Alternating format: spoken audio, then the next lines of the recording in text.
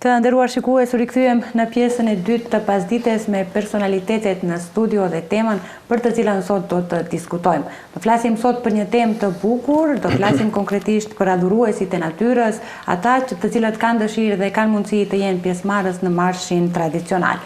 Të japim të dhënat e këtij aktiviteti, më 8 qershor do të organizohet për herë të parë manifestimi Dita e Staneve, që për herë të tretë në fakt do të organizohet si marsh tradicional dhe për dallim nga herat e tjera, këtë vit ky aktivitet do të jetë pak më ndryshe, do të jetë pak më i plot dhe për këtë është përkujdesur Qendra për Bujqësi të Qëndrueshme dhe Zhvillim Rural, CESART, si bartëse e këtij projekti.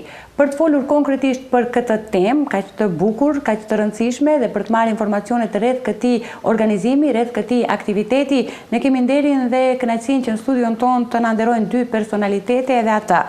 Zotri Arben Alili, kryetari i Qendrës për Bujqësi të Qëndrueshme dhe Zhvillim Rural CESART, përshëndetje, mirë se erdhët. Përshëndetje, mirë se u gjeta. Dhe njëkohësisht zotri Bujar Xheladini, kryetari i klubit bjeshkatar Tetova. Mirë se na erdhët. Mirë se u gjeta. Shumë faleminderit që na keni nderuar për të folur në këtë pasditën tonë edhe në lidhje me këtë organizim të cilin ju pritet që ta realizoni. Atëherë fillimisht unë dua të flasim pak në lidhje me shoqatën CESART dhe për qëllimin e themelimit dhe aktivitetet të cilët i keni ndërmarrë apo do t'i ndërmerrni.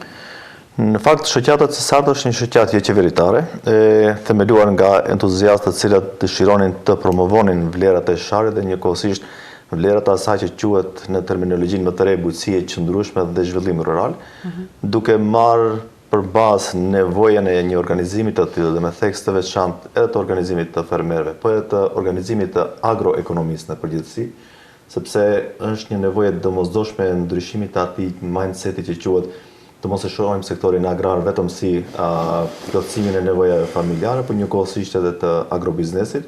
Dhe në anën tjetër mundësia që shari ofron për të zhvilluar edhe turizmin malor. Dhe në fakt nga viti i kaluar kemi kaluar edhe një fazë tjetër në atë që quhet efikacitet energjetik për shfrytëzimin e resurseve potenciale, veçanërisht ato të diellit, sepse realisht fushveprimi jonë është në pjesën e sharit, po edhe të pollogut në përgjithësi. Dhe gjykojmë që përmes një edukimi, po mbi të gjitha edhe përmes një prezantimi praktik të gjërave të cilat janë të kapshme dhe të nevojshme për personat që operojnë në pjesën e sharit, mund të kontribuojmë sadopak në zhvillimin e këtij sektori. Megjithëse përmenda që ju jeni kryetari i kësaj qendre, ju personalisht e ndjeni si nder, si përgjegjësi, si privilegj që t'jeni i pari i kësaj qendre, një qendër shumë e rëndësishme që ka të bëjë me zhvillimin e procesit. Unë jam një prej themeluesve të kësaj qendre. Të qenit i pari nuk është zakonisht privilegj, është mbi të gjitha përgjegjësi, është sfidë, me theks të veçantë kur je i pari në tërë procesin, sepse realisht nga themelimi deri më sot është dashur të ballafaqohemi me sfida, me kërkesa, mbi të gjitha me pritshmëri të ndryshme, dhe ka situata kur njerëzit të shohin si një dritare e vogël për një mundësi që për ata mund të jetë e rëndësishme, është një sfidë më vete dhe pikërisht këta aktivitete që kemi bashkërënduar si organizatë, tani në partneritet edhe me klubin bjeshkatar Tetova, besoj që sadopak do hapin djerë dhe mundësi të reja për të gjithë ata që operojnë në pjesën e sharit. Të flasim pak edhe me zotri Bujari në lidhje me atë, konkretisht me klubin bjeshkatar Tetova. Çfarë klubi është, cili është qëllimi i themelimit të këtij klubi? Klubi bjeshkatar Tetova është klub i cili merret përgjithsisht me bjeshkatari, me aktivitete që kanë të bëjnë me ecjet në përmale, në bjeshk, ose me terminologjinë moderne, me hiking. Si klub është themeluar në vitin 2019, është themeluar nga një grup entuziastësh, të cilët e duan dhe adhurojnë natyrën dhe duan një mënyrë jetese pak më ndryshe. Aktivitetet tona kanë të bëjnë kryesisht me organizimin e marsheve dhe ecjeve në bjeshk. Shkaku se jemi afër malit Sharr, ne organizimet i bëjmë domethënë në malin Sharr.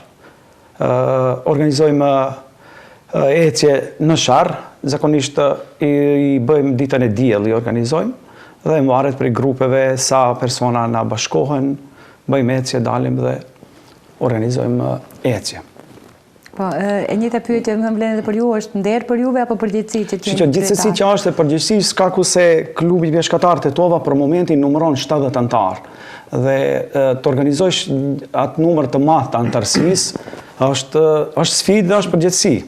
Por ama kur ke të bësh me njerëz të përgjithshëm dhe njerëz që e adhurojnë natyrën, atëherë është shumë lehtë dhe gjen mirë kuptim të ato se qëllimi është se ne domethënë mundohemi të ofrojmë një mënyrë jetese ndryshe, më afër bjeshkëve, më afër malit dhe gjithë këto aktivitete janë në të mirë dhe për të mirën e qytetarëve, domethënë edhe në aspektin fizik, po edhe në drejtim të promovimit të vlerave, të bjeshkëve dhe të mënyrës së kulturës që kemi ne në këtë rajon, në këtë pjesë ku jetojmë. Po. Në ndërkohë të flasim pak edhe për manifestimin Dita e Staneve. Çfarë aktivitetesh janë paraparë në këtë manifestim? Në fakt, manifestimi Dita e Staneve organizohet këtë vit për herë të parë dhe do të organizohet tek stanet e Shipkovicës. Realisht është një bashkëngjitje në një projekt që ndër vite tashmë e ka organizuar klubi bjeshkatar Tetova. Ne si shoqata CESART kemi aplikuar me një projekt tek donatori CNVP Maqedoni, të shfrytëzoj rastin që të përshëndes për mbështetjen financiare dhe jo vetëm financiare që ato në vazhdimsi po japin për shoqatën tonë gjatë implementimit të këtij projekti. Përndryshe, Dita e Staneve është një aktivitet që do filloj, domethënë, me datë 8 qershor, në ora 8 në mëngjes, ku do grumbullohen të gjithë adhuruesit e natyrës dhe sigurisht që edhe bjeshkatarët e shumë klubeve të ndryshme, për cilët do flas Bujari me siguri më vonë. Dhe më pas nga Guri i Sidollit do vazhdohet për tek stanet e Shipkovicës, ku ne përmes këtij aktiviteti dhe përmes shoqatës son tentojmë të promovojmë vlerat autoktone. S'duam të bëjmë diçka që ka bëjnë të tjerët, thjesht duam të prezantohemi me atë çfarë është e jona dhe çfarë mund të jetë atraktive për të tjerët, edhe pse për ne mund të jetë përditshmëri, po gjithsesi të ofrojmë diçka më ndryshe. Do filloj me stanin me çajin e staneve ose të sharrit, ku për të gjithë personat të cilët do bashkangjiten në marshin tradicional atë ditë dhe në aktivitetin e ditës së staneve do ofrohet çaj. Do vazhdojmë me qethjen e dhenve si një bashkërendim aktivitetesh, më pas do marr përgjegjësinë e udhëheqjes së pjesë më të rëndësishme ndoshta të aktivitetit klubi bjeshkatar Tetova, me menaxhimin, organizimin, udhëheqjen deri në kthimin e të gjithë alpinistëve, nëse mund ta quaj. Dhe më pas do vazhdojmë edhe me 2 garime të tjera, që është loja me naskat, është një lojë tradicionale e fshatit dhe tërheqja e litarit. Dhe normalisht më pas ka edhe pjesë program kulturor artistik kështu më radh. Gjithsesi këtë aktivitet e organizojmë në bashkëveprim me organizatën CESART. Mobilizimin dhe organizimin e bën klubi bjeshkatar Tetova dhe është viti 3 që ne organizojmë këtë marsh, por si vjet do jesë diçka më ndryshe, shkaku se si potencoj Arbeni do kemi edhe lojra, domethënë ecja do fillojë prej te Guri i Sidollit, do ngjitemi deri te stanet e Shipkovicës, pastaj do kemi një ecje, e quajmë ne bjeshkatarët ecje kondicionale, domethënë është e preferueshme për të gjitha moshat, grup moshat dhe edhe për njerëz që domethënë që për herë parë dalin në bjesh dhe nuk ka nevojë për ndonjë përgatitje fizike, të them. Domethënë të kesh një ngjitje rrethore deri te Guri lobëve që ne bjeshkatarët zakonisht i quajmë ato vendet. Mendoj ashtu edhe quhen nga banorët lokal, toponim autoktone. Dhe në kthim, domethënë te përsëritjet e stanet e Shipkovicës, bjeshkatarët dhe gjithë mysafirët që do na bashkangjiten, do i gostitim me ushqim tradicional, me ëmbëlsira dhe do kemi një aktivitet kulturor ku do kese, domethënë që përmendi Arbeni disa lojra autoktone të vendit.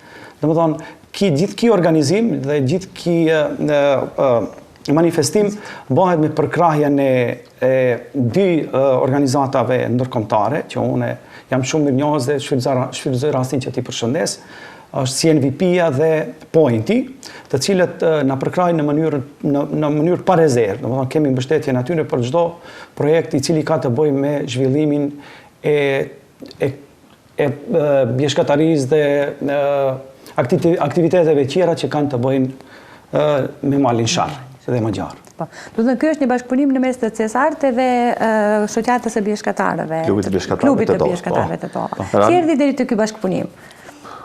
Realisht, klubi peshkatar për të tretin vit radhazi organizojnë këtë aktivitet dhe në anën tjetër ne si shoqat fakt aplikojmë për herë të parë si projekt, po duke parë një lloj homogenizimit të aktiviteteve dhe për të krijuar një vlerë të shtuar, që të mos përsërisemi në aktivitete, e vendosëm që ne të aplikojmë me projekte të ndryshme, sepse klubi peshkatar ka edhe një projekt tjetër paralel, por ama të bashkangjesim pjesën e marshit në pjesën e aktiviteteve të klubit Cesart, si rriti bashkëpunimi. Në fakt, unë jam i atij rajoni, jam nga fshati Shqipkovice para dhe e dyta arsye më kryesore të sjelljes deri tek ky gërshetimi i aktiviteteve është që unë jam edhe antar i klubit peshkatar Tetova, dhe kështu që duke qenë i familiarizuar me aktivitetet, me mundësi, me potencialin, pse të mos i bashkojmë forcat, sepse jemi të njohur ndoshta si popullat për ndarje, por ne tentojmë të bashkohemi rreth një misioni më fisnik, që do promovojmë vlerat autoktone dhe sigurisht do ofrojmë më shumë njerëz në këtë aktivitet, po mbi gjitha edhe të promovojmë atë që është e jone, që është autoktone, që është lokale, mund të jetë e thjesht, po e këndshme për ne. Këtu desha të dalë dhe me pyetje në radhës. Projekti mban titullin Stanet e Shqipkovicës përvojë autentike. Çfarë ju shtyri që ti promovoni stanet? Një pjesë të përgjigjes e dashte përgjigje paraprake, realisht unë vi nga Shqipkovica, pjesën më të madhe të jetës, mund të them veçanërisht gjatë stinës së verës kam kaluar tek stanet e Shqipkovicës me gjyqërit e mi, dhe sigurisht që kam gjetur një lloj obligimi të them moral për të promovuar ato stane.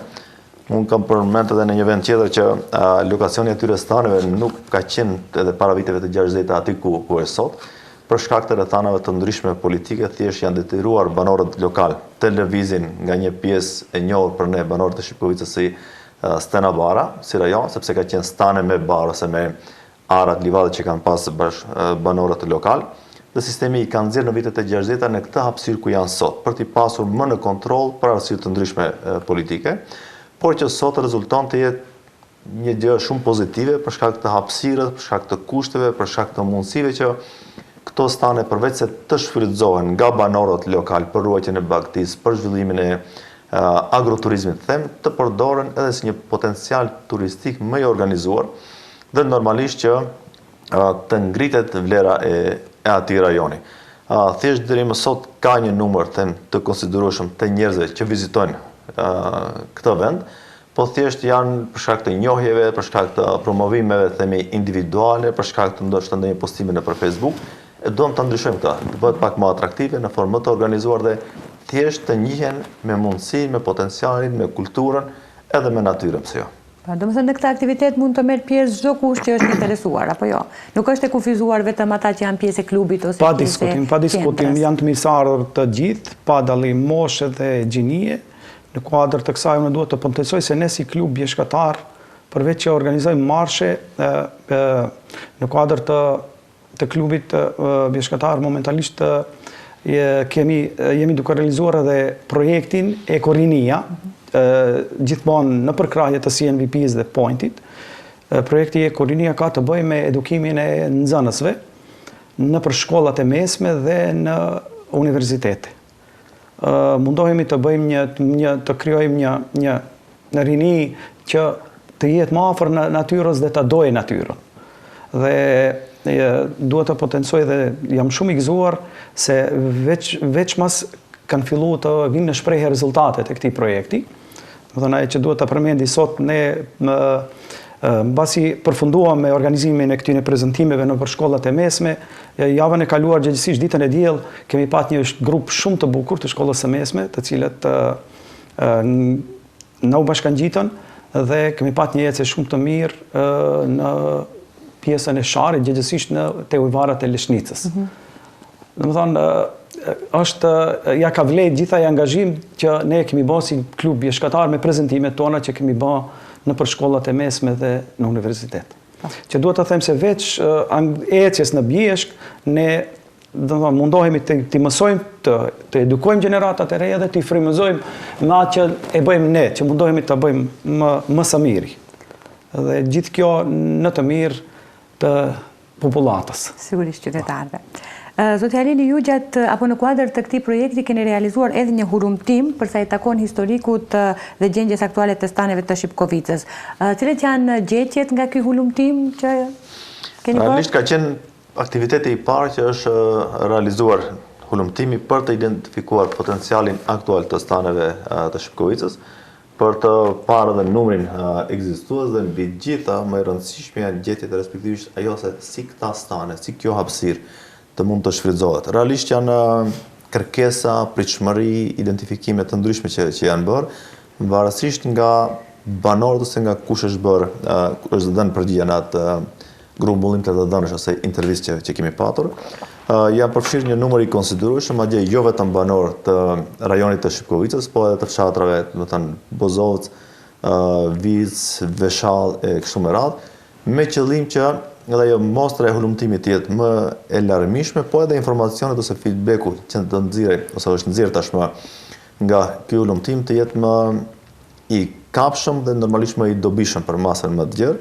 Realisht ka nevoja të ndryshme, po edhe gatishmëri të ndryshme të shprehura nga ta pronarët të staneve, duke shpreh gatishmërinë që të njëjtat të mund të jepen edhe me qera për njerëz të ndryshëm të cilët dëshironin të kalonin një natë në Bjeshk, të tjerët që merren me bakti kanë nevoja të ndryshme për themi efikasitetin energjetik që përmenda për instalimin e paneleve të ndryshme solar ose për pajisje të ndryshme për mbjelljen e baktive, madje deri në atë nivel që të njëjtit mund të ofrojnë stanet për turist potencial, edhe për të akomoduar atje, po edhe për të parë se si bëhet për shembull mbjellja e baktisë kur kthehen nga malet. Ka të tjerë të cilët shprehin gatishmërinë për të qenë guida turistike, për të promovuar pjesët e Sharrit, për të çuar herët në mëngjes, për të dëgjuar cicërimën e zojve kështu me radhë. Domethënë ka më shumë gjetje, të cilat ndoshta do shërbejnë si një bazë për një projekt të ardhshëm potencial, po mbi të gjitha për të bërë të mundur që këta njerëz të cilët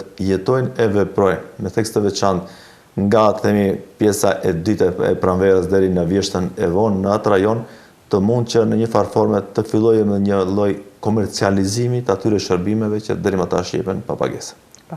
Cila do të ishte porosia juaj, zotri Bujar, për të gjithë ata qytetarë të cilët dëshirojnë që të marrin pjesë në këtë manifestim? Si gjithmonë, thirrja është e hapur për të gjithë qytetarët. Mjafton dëshira për të ardhur në Bjeshk, për të kaluar një ditë më ndryshe. Mjafton të kenë një parë këpucë, një parë atlete të mira, vullnetin e mirë dhe dëshirën për të u socializuar, për të njoftuar me njerëz tjerë dhe për ta prek atë që ne e quajmë ecja në Bjeshk. Shkaku se qytetarët e Tetovës, Mallinsharë kanë shumë afër, por në realitet e kanë shumë larg. Ne gjatë ecjeve në Bjeshk, konkretisht në ditën e diell me nxënës të cilët një pjesë e tyre ishin nga fshatrat malore të Sharrit, domethënë kur në pyetjet tona se sa e njohin dhe çka dinë për Mallinshar, besoni se shumë pak njohuri kanë, për fat të keq. Dhe thirrja përsëri do të them është e hapur për të gjithë, mirë se të vini, të merrni me vete, mos harroni të merrni me vete disponimin pozitiv dhe buzëqeshjen. Të kese një dytë ndryshe nga ata që nga ditët e diella të tjera që I kalojnë në shtëpi ose në për kafene. Porosia juaj, zotri Alben? Në fakt ne presim që të jetë një ditë e begat me shumë aktivitete, me shumë njerëz, me shumë shkëmbime të kërkesave, të njohurive, të përvojave. Sigurisht që ftojmë të gjithë ata që janë të interesuar për të shijuar dhe kaluar momente të këndshme tek stanet e Shipkovicës të na bashkangjiten atë ditë. Nuk ka limitime përveç asaj që stanet t'i lëm ashtu siç do I gjejmë. Në kuptimin që në qoftë se shkojmë të kalojmë bukur, duhet që edhe në fund të kujdesemi themi për pastërtinë që do lëm pas. Kjo nuk vlen vetëm për mysafirët vetëm atë ditë. Kjo është një thirrje që ne banorët e asaj ane dhe jo vetëm, por edhe shumë klube të ndryshme të bishkatarëve, përfshirë edhe klubin bishkatarët e Tetovës, po e hasim si sfidë. Në çdo fshat, edhe në hyrje, edhe në dalje ka grumbuj të madh të mbeturinave. Kështu që Shari është I joni, ta shfrytëzojmë të gjithë së bashku dhe ta mbrojmë të gjithë së bashku. Domethënë porosia është që ata që do vinë, mbeturinat t'i marrin me vete. Mos t'i lënë mbeturinat Mallinshar se me të vërtetë është problemi I madh po çështja e mbeturinave. Ne gjithmonë hasim në deponi të egra gjatë ecjeve dhe është problem për të shpjeguar mysafirëve që vinë që vizitojnë Mallinshar. Për shembull, kur kemi grupe që na vinë nga jashtë shtetit, është pasqyrë shumë e keqe, domethënë në hyrje të çdo fshati ka deponi të egra që është diçka që nuk dim si ta shpjegojmë se ndodh. Domethënë për tjerët është e pa kuptim, ndërsa për ne e trishtueshme. Është me rëndësi që të kujdesemi për këtë bukuri, për këtë vend të bukur që e kemi dhe që ta trashëgojmë, domethënë ashtu si është, ta trashëgojmë edhe gjeneratave tjera. Sigurisht. Besoj që ky apel dhe kjo porosi do të merret parasysh nga qytetarët që duan atë ditë të marrin pjesë në këtë manifestim kaq të bukur. Unë të nderuar ju falenderoj shumë që ishi pjesë e emisionit tonë, që na nderuat dhe që na dha këto informacione kaq të rëndësishme në lidhje me këtë manifestim. Faleminderit edhe juve dhe mirupafshim ditën e diell. Faleminderit dhe Faleminderit. Të nderuar shikues, ishte kjo pjesa me personalitetet e ditës, kurse ne bashkë do të shihemi sërish nesër. Deri atëherë mirupafshim.